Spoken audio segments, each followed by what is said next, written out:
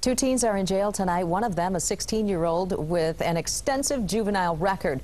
Police say they beat a Kalamazoo County man, took his car, and led police on a chase. 24-hour News 8's Joe LaFergie is live near where it all went down. Joe? Yeah, so it happened in a parking lot here at the Gull Run complex, right outside that victim's home. Right now, it looks like it was a crime of opportunity. The victim was loading his car for an out-of-state holiday trip about 3 o'clock this morning when he was approached by the suspects. 3 o'clock in the morning, they're walking through the parking lot and they came across this one individual out in the parking lot. One of the suspects struck the victim on the back of the head several times with his fist.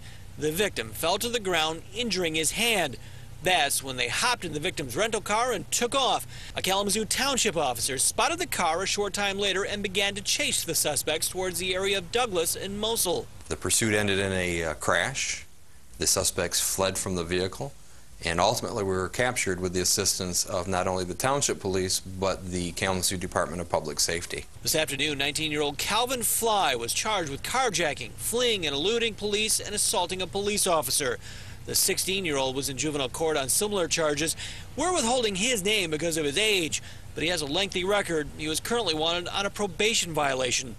Sheriff Fuller says the Gull Run apartments aren't a major source of crime, but people need to be aware of their surroundings, especially when those surroundings are familiar. Because sometimes we get a little too comfortable, and it's important that we're watching out for ourselves at the same time.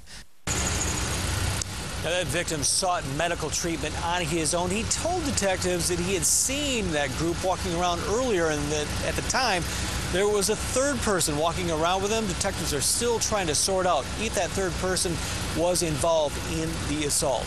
Live in Comstock Township, Joe LaFergie, 24-hour News 8.